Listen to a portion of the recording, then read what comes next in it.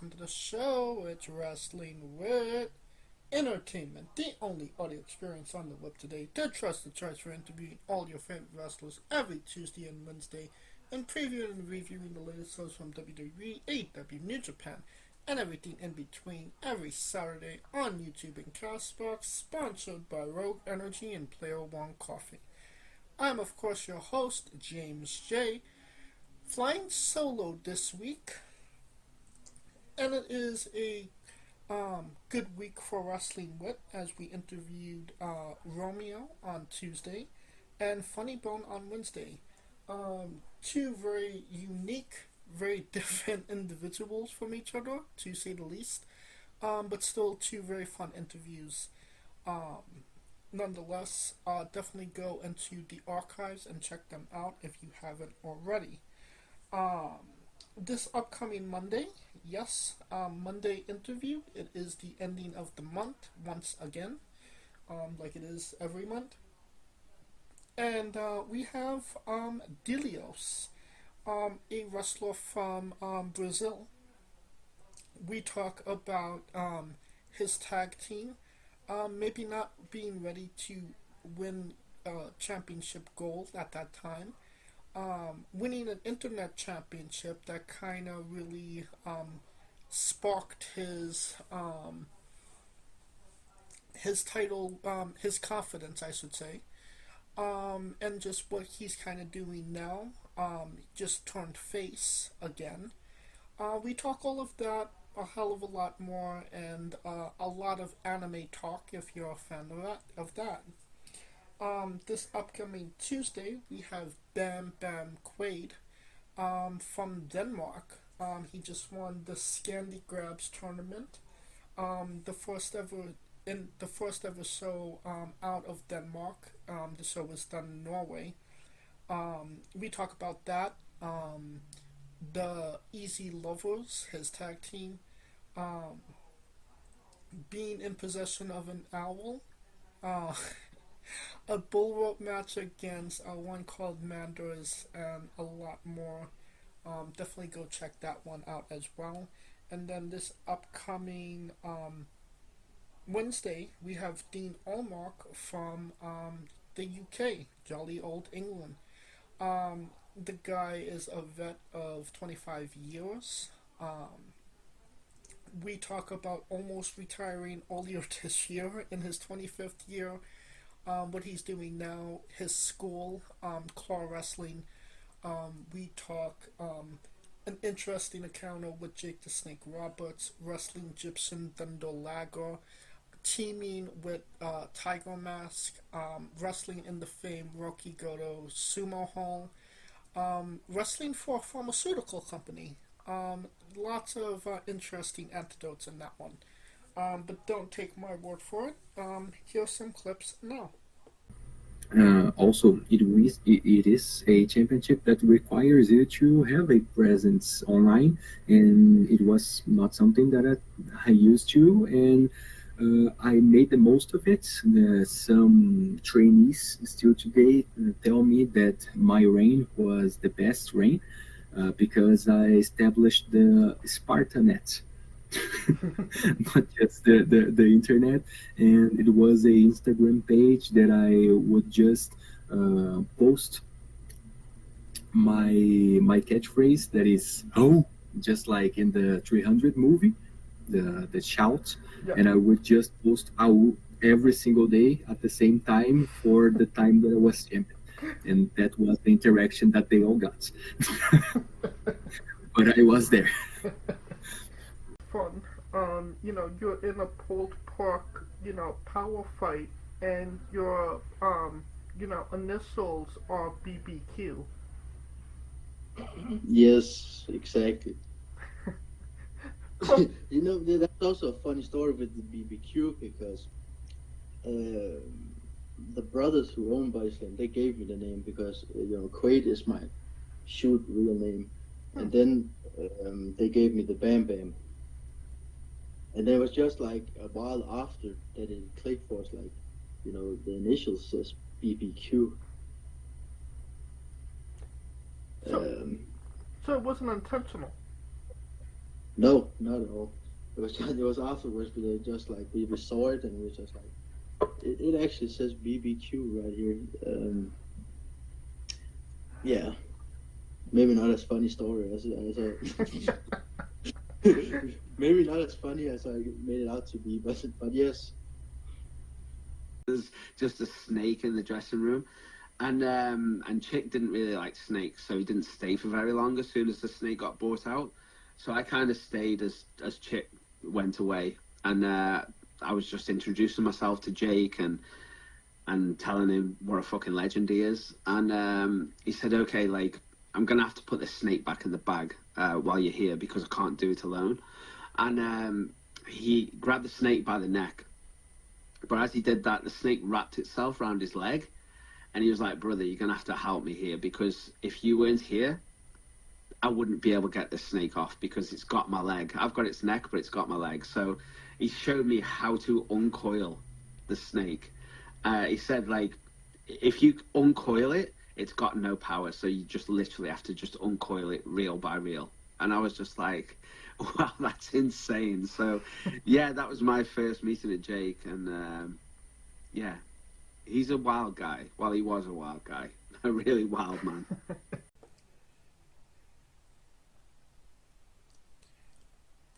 And then on September 2nd, we have referee DC. On the 3rd, we have Jay Alexander. And on the 9th, we have Verdugo. So things are heating up for Wrestling With. Definitely check out our social medias to find out who we're interviewing, when we're interviewing them, and links to those interviews. I think we're done putting ourselves over. No, Kaliko? We're never done Why was I doing a southern accent? Yeah, no Kaliko. All by my lonesome this week. But it's still a great day for wrestling, because we are wrestling with the news. And starting with a bit of big news, good news, sad news. Naomi has come down with the dreaded injury of pregnancy. Big Jim with his Slim Jim did the deed, and Naomi did not proceed with caution to probably take her own advice. Nonetheless, very happy for her. I doubt that she's going to come back to the caliber that she was. Obviously she was just hitting every cylinder at this last run. I'm not sure if she's going to have that momentum when she comes back. But she's very much grandfathered in at this point. So there's going to be a spot for her for sure. But congratulations to Naomi, and maybe even Jay. We don't know if it was actually Jimmy. They're twins after all. Another piece of news off the bracket is that the ESPN deal, instead of starting in January of 2026 with the Royal Rumble, will now start next month at a new paid preview called WrestlePalooza in Indianapolis. I don't know what's the reasoning of this is. Good, bad, or indifferent, it's going to happen. And I think it's going to be for the worst. It's a new app. I don't think it's been tested as well as it could have been. When new things come out, things are bound to crash. And I believe that there's going to be a lot of discontent. Fans out there, come September 20th, I believe it is, for WrestlePalooza. I will have no problem, because I like to sail the high seas. But no, WrestlePalooza, probably the worst WWE PLE name since Great Balls of Fire, I would say. it's not a WWE-esque name. It's bad, if I'm being completely honest. Do not recommend. 1 star. Um, on the other side of the cordon, AEW news. Will Ospreay is going to need neck surgery, but not until he wrestles at Forbidden Door later today. Don't know how smart that is for him. Um, Maybe it's at a point where the damage can't be more severe than it could. I mean, he still is risking paralyzation. I mean, the neck is like one of the most sensitive areas you could have an injury, especially in pro wrestling. Um, but I don't think anybody accused Will Ospreay of being a smart individual. Nonetheless, he will be competing. Um, it's not necessarily a good thing for AEW any which way you look at it, because Will Ospreay was one of their bigger stars and one of their biggest draws. Um, you know, at a time where AEW is not necessarily drawing the biggest crowds or making the biggest splash in the ratings pool, Will Ospreay really did help those numbers. People did like genuinely like him. For whatever reason, bruh. And I can imagine that this ratings, the attendance is going to somewhat take a hit now that he's not going to be a part of the product. Just adding to all the bad juju, Swerve, if you believe in the rumor and innuendo, is working with a torn meniscus. I mean, at some point, he's going to need surgery as well. If you don't have Ospreay, I mean, Swerve could hold up the ship, but not having Ospreay or Swerve, it's just it's just another hit to the gut for AEW. Like, it's literally their two biggest stars, and no offense to Hangman and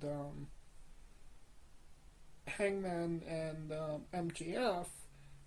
I don't think they're not necessarily setting the wrestling world on fire, and people aren't necessarily buying the tickets to see them specifically. So we'll see what happens there. Um, Either way, it's two big losses for AEW. And just when you think the losses can't keep coming, rolling in. I mean, it does come in threes sometimes. Chris Jericho. Um, I mean, he didn't die. But he might be going back to WWE. His contract is coming up with AEW in December, I believe. And it's being reported that it is very much a real possibility that he goes back to WWE. Um, which, I mean, low key, I could really believe. You know, Chris Jericho has not been a part of this version of WWE. I don't think him and Triple H necessarily got along to begin with, but, if you're going to finish out your career, and, Jericho is definitely in the twilight of his career, why not have a couple of, banger matches when he could maybe still pull out a banger and, get your Hall of Fame ring and, go into the good night. Then collect that good Legends money while you're on tour with Fozzy. Like I said, I do think that it's a very good possibility of that happening. People are speculating, Royal Rumble and the pop that it's going to be.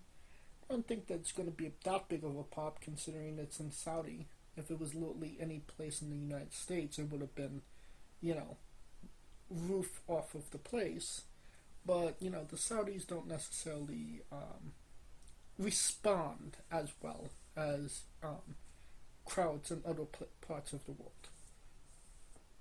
So I would probably maybe hold off on a Royal Rumble return and see where they could fit him in, you know, either before or after that. I don't think a return before John Cena's retirement match is possible at this point.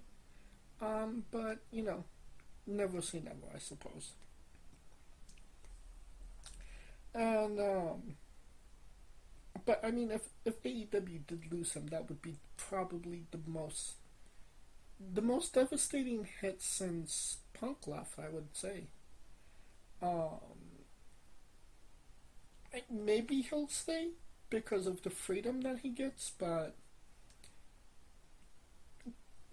I think he's done with that place. I think he did all he could do and, you know, get the paydays that he needed from, you know, billionaire Tony.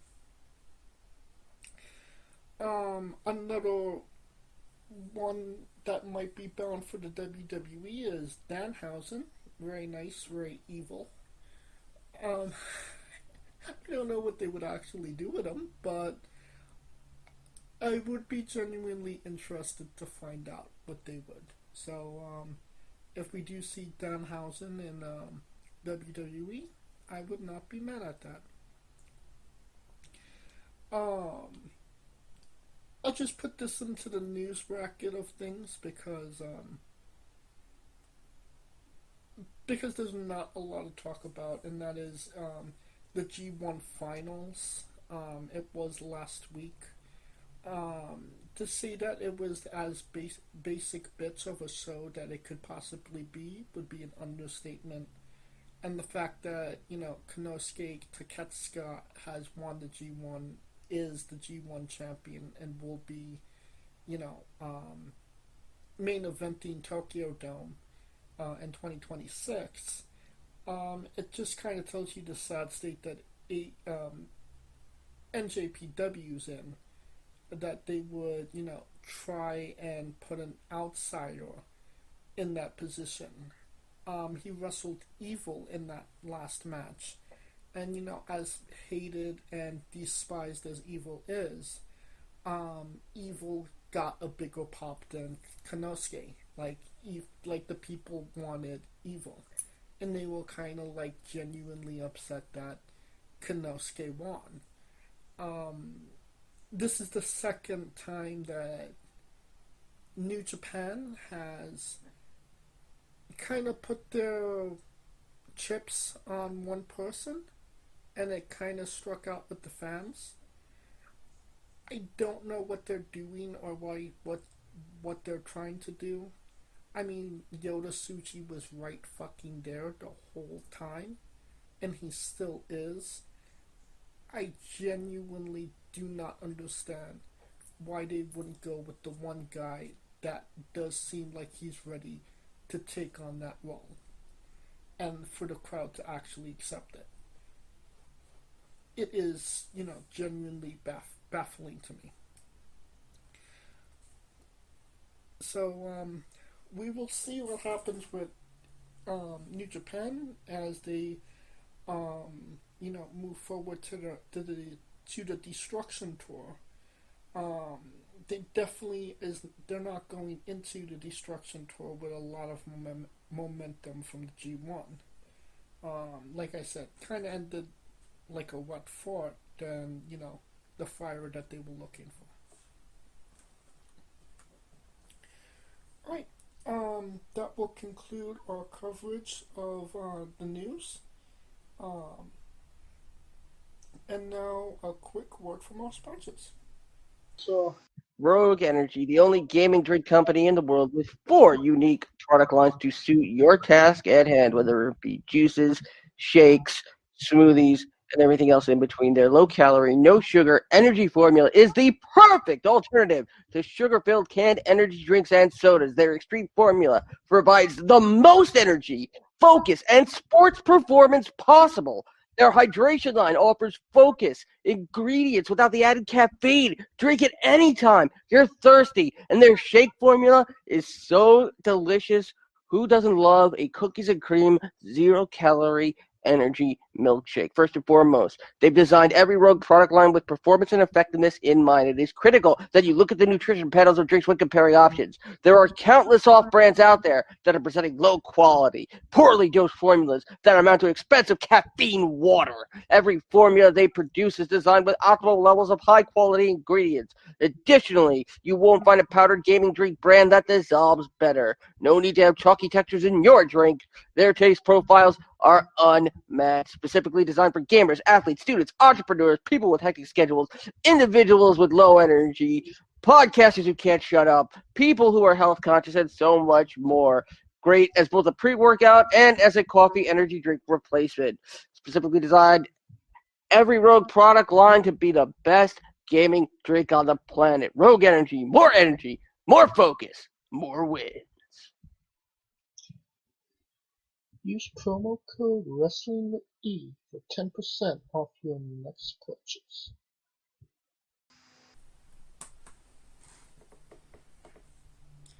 And we are wrestling with AAA Triplemania XXXIII. XXXIII from El Paxalacalacio, Mexico City at the Run DMC Arena. Attendance was 19,691. A very sizable crowd, a very respectable crowd. Definitely did a lot better. Did a lot. Yeah, I'll say a lot better than a normal Monday night or Friday night SmackDown. I mean, that's a big crowd that they could maybe go back to for maybe a WWE PLE. This is my first Triplemania. This is the first time we've actually reviewed AAA. I would maybe say that this is AAA light, considering half the crowd was filled with WWE talent. But I digress. I would say that I wondered what I would expect going into it, but I did genuinely enjoy what I saw.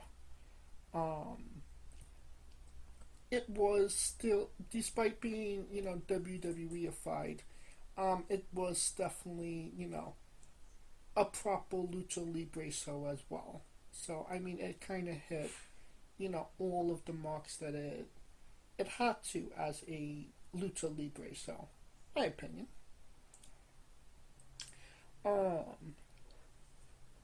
But let's get into it. Omos won the Bordelli Cup Battle Royal. It was a Royal Rumble match. Omos resurfaced and he last eliminated La Parker Dre in 26 minutes 30 seconds. This was an interesting match. A lot of interesting names and personalities. Most notably, Mecha Wolf from NWA was in there. And a one Microman who stands at all but maybe 3 feet total. It was a fun and interesting way to bring people into lucha libre culture. Literally like drawing it up all in one match to kind of get people to understand it. I didn't have any problems with it. I thought it was a fun match. It was a fun way to start the show. If I had only one regret, is that we didn't see Omos really throw Microman. And what I mean is he kind of just like dropped him on those two guys, and like I wanted to see could he throw him like to the 10th row. That's just my opinion, though. Mexican minis, gotta love them. I will give this match 3 stars. It was, for what it was a little bit long, I would say. And almost winning really didn't do anything for him or AAA. So, yeah, 3 seems like a good number.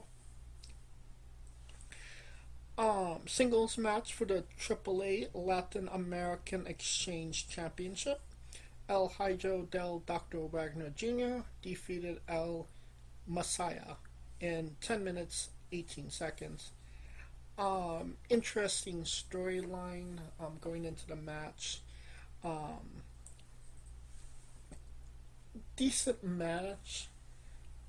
I didn't really feel that connected to either guy. El Messias is honestly a presence, if I'm being completely honest. Interesting looking individual. I'd like to see more from him. But yeah, Dr. Wagner Jr. was saved by the other Dr. Wagner Jr., his father. And that was like a big part of the match. There was kind of like a passing of the torch. Conan did not seem pleased. I think at one point he called Dr. Wagner Senior Junior a jackass for stepping on his son's moment. I don't know what that's all about, but it was an okay match. I will give it 3 stars. Alright, we have a mixed trios match next. Judgment Day, Finn Balor, DJ McFunko, and Rachel Gonzalez with Roxanne Perez defeated Mr. Iguana, Nino Hamburger, and Lola Rice by pinfall. Lola Rice with Mr. Iguana and Nino Hamburger. Yeah, one of these things are not like the others. Still a fun match. Probably the most rival match of the night. And honestly, I was entertained from start to finish. It was fun. It was ridiculous. There was a great athleticism from everybody. Lola Rice looks banger, but when does she not? And then we have, Hayaska, of course, and then Finn Balor's demon puppet that he debuted. I think that's the closest that we'll get to ever seeing Finn Balor be the demon again. Yeah, fun moment, fun match. El Nino kind of looks like an uglier Fluffy Iglesias, and he had cheeseburgers that he ate. I don't know why, but this all worked for me, and this it was all fun. I will give it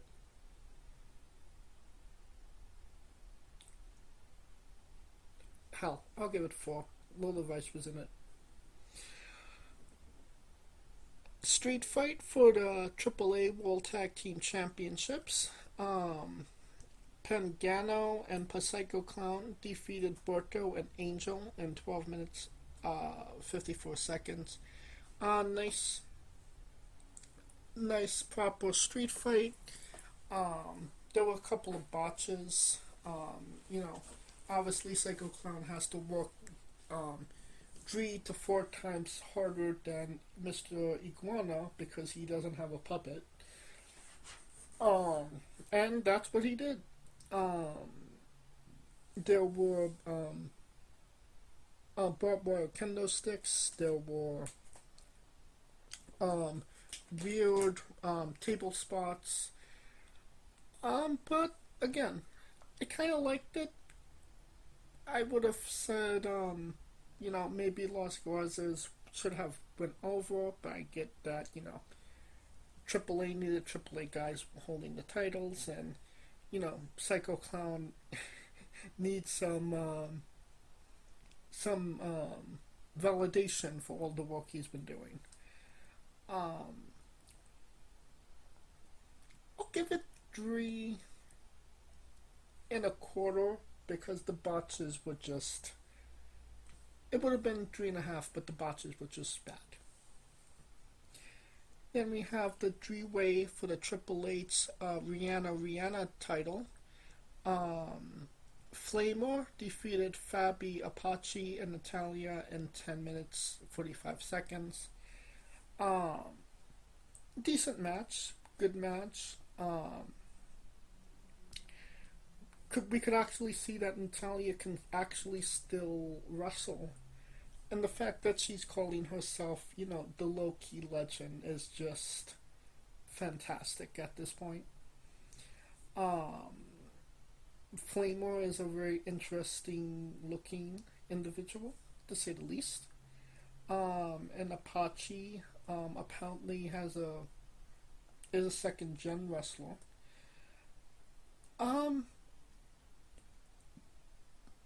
It was a little weird because the referee was biased, but it didn't necessarily come up in the actual match, and he had suspenders for some reason, and I don't think the commentary explained why he was biased.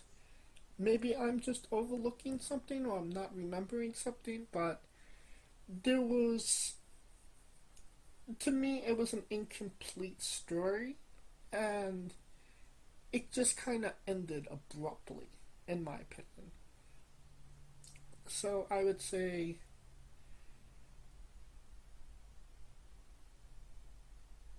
2.5 stars. Then we have a fatal 4-way match for the AAA Mega Championship. El Hijo del Vikingo defeated Dom Mysterio, Dragon Lee, and El Grande Americano in 15 minutes 5 seconds. If there was ever a WWE fight match, this would definitely be it. There was lots of, gaga shenanigans, hoo-ha, and a hoo-nanny, and all the verbiage you want to use. Judgment Day came out to help Dom. LWO came out to help Dragon Lee. El Grande Americano had the,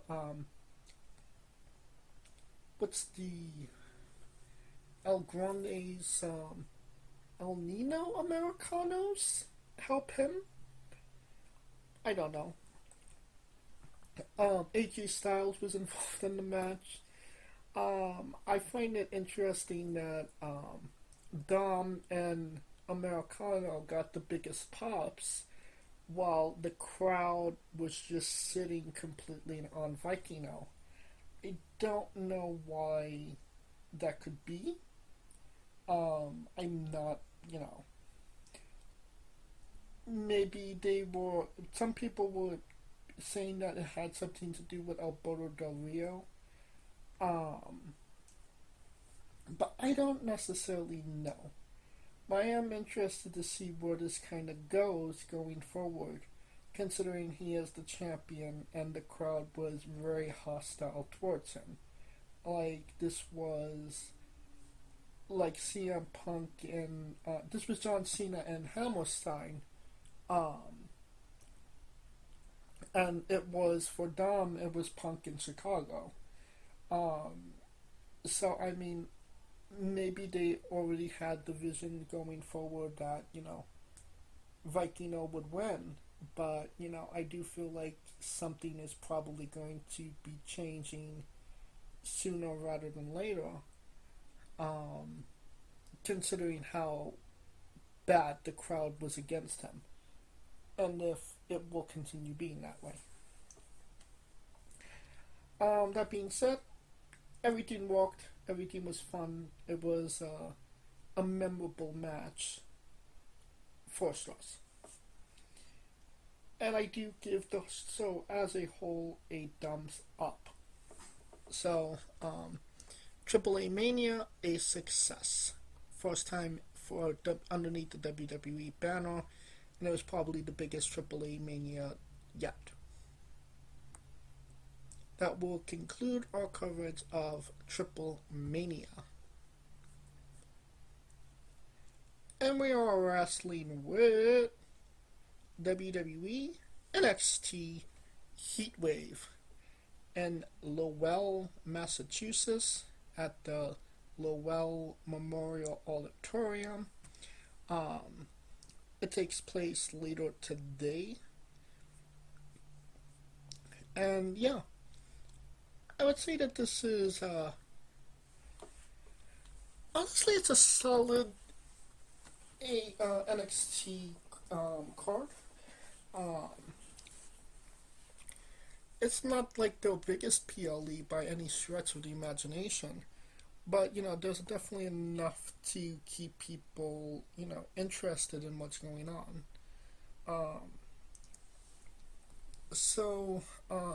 And I do like that they get 6 matches instead of the WWE 5. I do feel like that extra match definitely kind of throws it over. Alright, the first match up, Jordan Grace versus Blake Monroe. Who wins? James. I feel like Jordan hasn't won a PLE since she's been there, and you could have Blake lose, but then still come back and still screw up Jordan afterwards. So I don't think that it would be like a big loss for her. So I think they have to keep Jordan Grace strong, and having her lose every single PLE doesn't necessarily show that. So I think Grace might be winning this one. Now we have the NXT Tag Team Championship match, Honk and Tonk versus 2 members of Dark States, Dion Lennox, Osiris Griffin, Saquon Cigar, and Cutler James. One of those 4. I want to say that they would give the bump to Dark State, but considering how they built these guys up to be like the new Shield or the next Shield, and them falling so far from grace where they have a loss to TNA guys and it's not even mentioned, and that they're going and complaining to Ava about title matches, it kind of shows you how much faith they lost in these guys so soon. So I don't think that Hank and Tank is gonna get like a clean win on them. I do think that this is gonna be like disqualification or double count out or something like that. I'm just gonna say Hank and Tank will retain the tag team championships with some type of shenanigans. Then we have a triple threat match for the TNA Knockouts World Championship. JC Jane to the beat. Hey, you don't even have to move your feet. Just clap your hands and spin around and feel the groove. She takes on Marsha Slamovich and Asked by Elegance.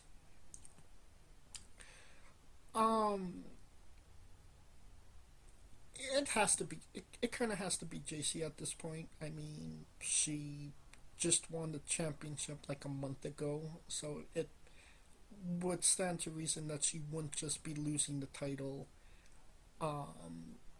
a month later on an NXT paid preview. I do think that we're gonna be waiting until around October, until she drops the title, and I'm thinking that might be an indie Hartwell at this point. She's up for her contractually obligated Knockouts title run, so why not? Why not beat somebody that she was in the company with before she got fired? Because that makes sense. JC Jane wins. Triple threat match to determine the number one contender for the NXT Women's Championship. Jada Parker versus Kalani Jordan versus Lola Rice. And man, this better be Lola. It seems like there is some beef between Kalani and Lola, so that could, spark into something. I don't think Jada is gonna take a W here. I want Lola Rice to win. I totally want Lola to win, but I could see her getting the setup to win, and then Kalani draws her out at the last minute and pin Jada. Maybe we'll be getting a triple threat with JC, Kalani, and Lola. I don't know. Like I said, my heart's telling me Lola Rice, but my head is telling me Kalani Jordan. So I can't go against Lola. Going with Lola. Mixed tag team match: Chelsea Green and Ethan Page with Alba Fire and Piper Niven versus Tyra May Steele and Tavion Heights. I feel like this is for Tyra and Tavion to win. This is their match to win. I mean, Chelsea Green has nothing to gain in this scenario. She's a main roster talent that has nothing to do right now. And I mean, Ethan Page is the North American champion, and he needs challengers. It wouldn't make sense for Tyra to pin Chelsea, so I think we're gonna maybe get Tavion getting a W on Ethan. And it will be interesting to see Tyra. This is literally her first big match on the NXT roster. She had one lackluster performance a couple of months ago, right after she won LFG. So, I mean, all of the hype's on her, all of the pressure's on her to actually do well in the match. But I think it's Tavion that has to get the W.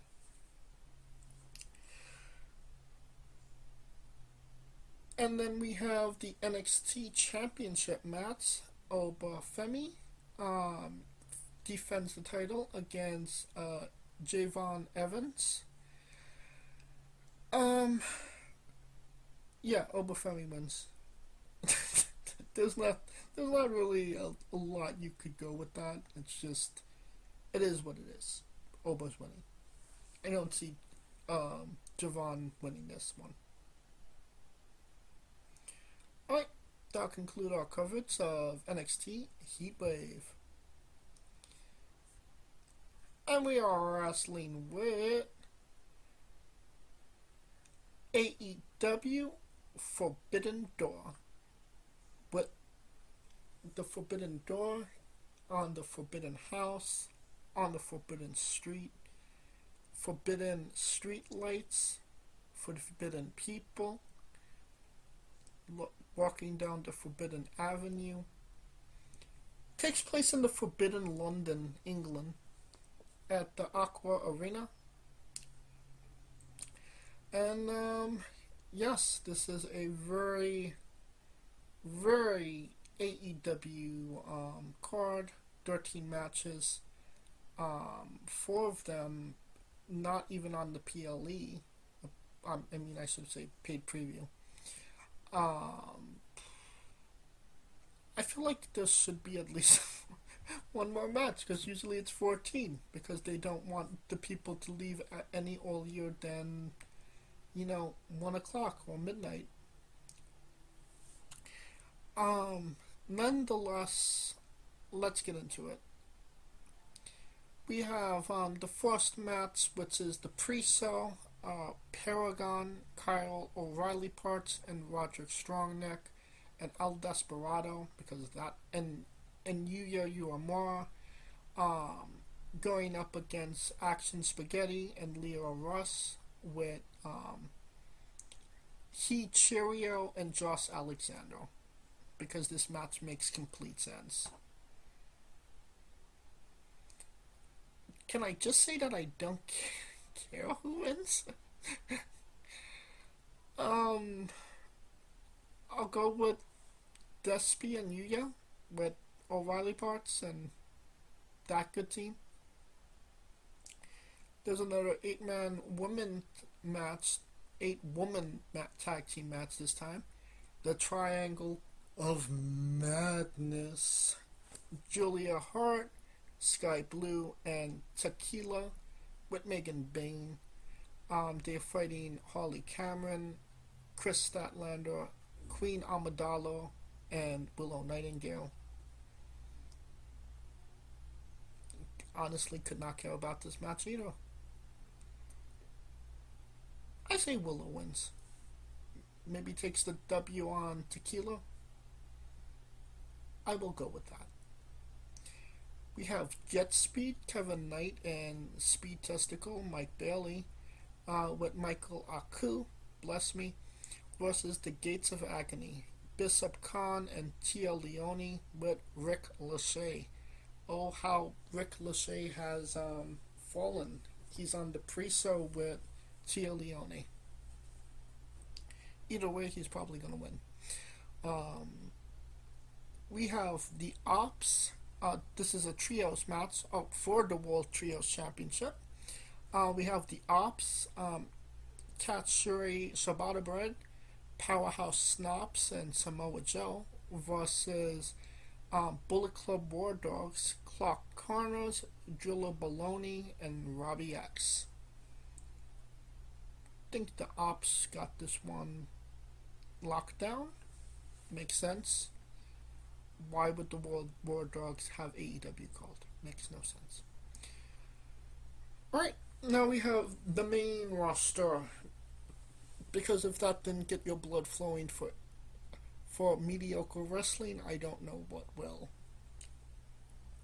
We have, he went back to Adam Copeland? Apparently. Adam the Copeland should be fucking Edge. And Christian Cage match will be teaming up against Kill Switch and let me rephrase that. They'll be wrestling Lunchasaurus and Kip Sabian with Mother Wayne and Martha Wayne in their corner. I mean, it should have been Damian Wayne, but he got injured before the paid preview. Lucky him. But yeah, this is just to get Christian and Adam on the same page. So Adam, fucking Edge helps Christian with his problems, so Christian will help Edge with his problems. It's long-storm AEW storytelling. So yeah, Edge and Christian for the W. Maybe a 5-second post as well. Singles match for the AEW World Championship. If Page is counted out or disqualified, he will lose the title. Pornstar Adam Page versus MJF. Adam Page just won the fucking title, so why the fuck would he be losing to MJF? Makes no sense. Adam Page for the W. IWGP World Heavyweight Championship match. Zack Sabre Jr. will be fighting Nigel McGuinness with Daniel Garcia in his corner.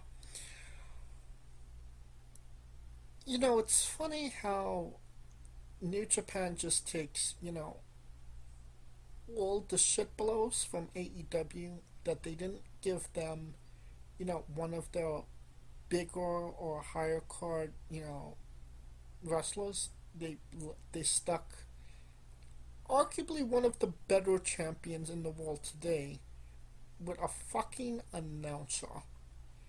And I mean, literally no disrespect for Nigel McGuinness.